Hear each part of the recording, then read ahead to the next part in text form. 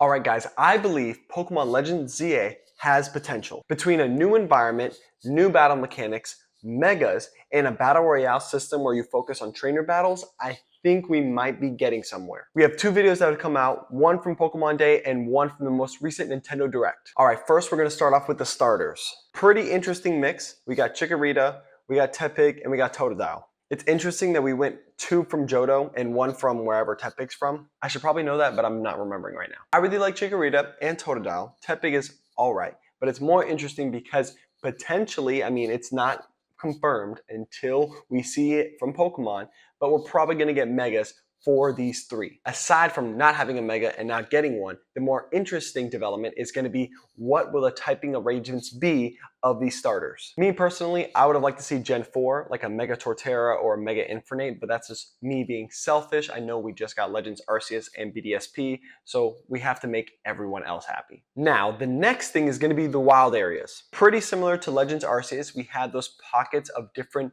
kind of areas where Pokemon were spawning. These are obviously so different because they're within Lumio City. Now, the concerning thing for me is going to be the size of these areas. They do not look that big in the trailer, and even some of them you can see like another gate within the one you just crossed. So I don't know if that's like an internal gate to go to another area within the area, or if that's the like exit gate. Because if that's the exit, this thing is small. The other thing is finding out what the diversity is like for the zones and also the density. In Legends Arceus, there's like Pokemon everywhere within a good amount. Same thing as Scarlet and Violet. So I'm really hoping they hone in on that for the wild areas. I'm choosing to put blind faith in Pokemon that they're going to do it right, but that's obviously what's going to make or break these areas, whether or not they're diverse and there's a lot of Pokemon to catch and battle within these zones. But the biggest development and change is going to be this introduction to this kind of new battle mechanic within you battling trainers or wild Pokemon. You have the opportunity to dodge Pokemon's moves, and also other moves have like a wind up that either deal more damage or just have different animations.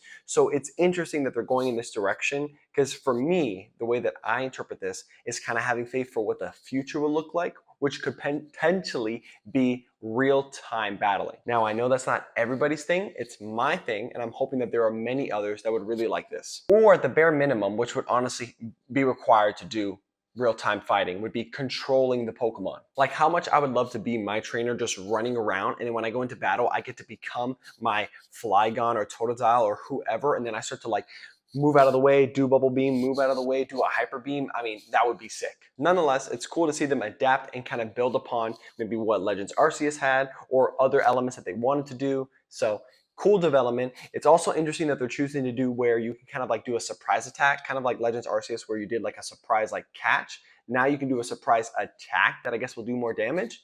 I'm just hoping it's not like a super OP thing to like where if you can always do a surprise attack and they just automatically get KO'd, it'll kind of make the game just so much quicker and I guess easier for speed runs. But I just hope they balance it out. Pokemon, for me, selfishly, let's make our way to real-time battling so I can become the Pokemon. I want to be Charizard flying around just fire blasting everybody. Now, another big thing is the return of Mega Pokemons.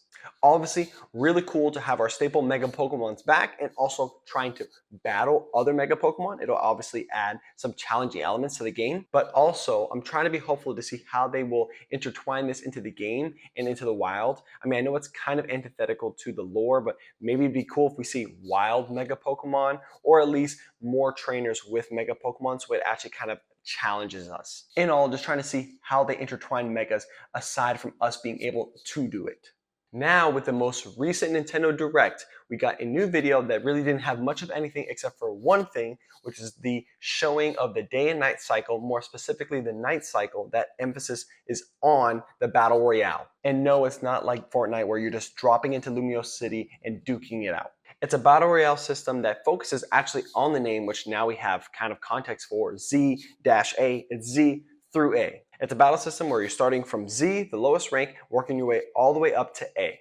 They've showcased that a lot of trainers are going to come out of the woodworks, you're going to battle them, and that's how you rank up through the system. Now, I'm just hoping that this is going to be challenging enough for us to want to progress through the systems. I have a feeling it's going to be very integral to the story, so of course there's going to be some level of progression that's going to naturally happen because of the story, but I'm sure the final tiers like D, C, B, and A are probably going to be post-game, or you're not going to have to get that far in order to beat the story. But I'm hoping that they're going to be challenging enough, because in the video you see someone who's ranked D, but the Pokemon's level is only like 44 and they have only 2 Pokemon. Like at rank D, you're almost at the end. There's only 3 more letters to go, and yet this person is only level 44 and they only have 2 Pokemon. See, I would think once you get to the final letters, you're going to be dealing with like Elite 4 level people, if not even higher, like maybe 60s, 70s, at least a full team roster. Also, I'm assuming they're going to be dealing with like a full stack like Mega Pokemon list. Again, maybe that's one trainer. We actually don't know how you're going to progress through the levels. Like if it's going to be where you have to complete like 5 battles in that rank, or if it's going to be like each battle awards like XP and then you make your way through. So perhaps like the first battle in rank D is going to be easier than the last battle that exits you from D into C.